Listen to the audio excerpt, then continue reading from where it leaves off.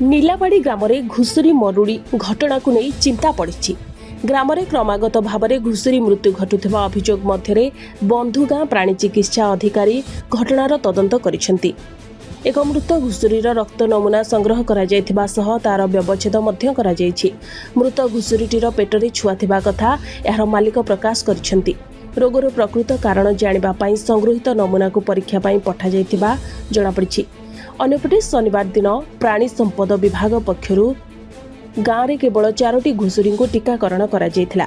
एहाकु नेई स्थानीय लोक माने असंतोष प्रकाश करथिबा बेले ग्रामर समस्त घुषुरी को तुरंत टीकाकरण करबा सह रोग नियंत्रण पई आवश्यक पदक्षेप नेबाकु दाबी करिसेंती। प्राणी विभाग पक्षरु परीक्षा रिपोर्ट आसिबा परे रोगर प्रकृत स्थिति स्पष्ट हेबो बोली कहा जायछि। ए परिस्थिति रे घुषुरी पालक मानक मध्यरे भय और अनिश्चितता देखा दैछि।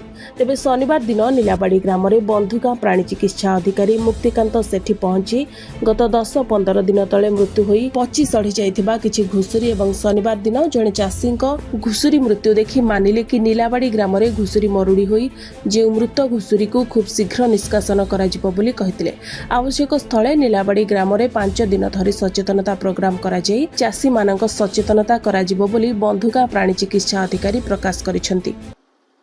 आज आसते नीलाबाड़ी हेल्थ कैंप ट्रिटमेंट कलु से रिपोर्ट अनुसार पेपर माने कोटिंग पेपर रे बाहर थिला जे घुषुरी केते मरछंती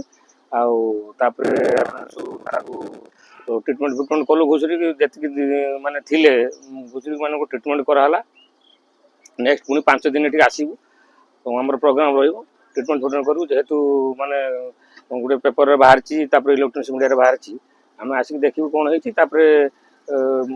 सैंपल पठेला परे जना पड़ो तार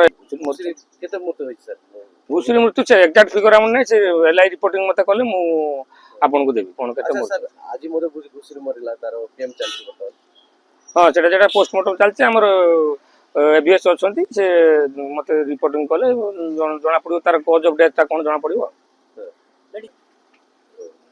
ताको हमें कार्कास को डिस्पोजल करा जिवो आ जोड़ा जोड़ा को अछि जोड़ा को माने ये हेछि कार्कास को ताको डिस्पोजल करा जिवो भलो भाबरे। लक्ष्मीपुर संजय पाणी रिपोर्ट सनस्टार टीवी।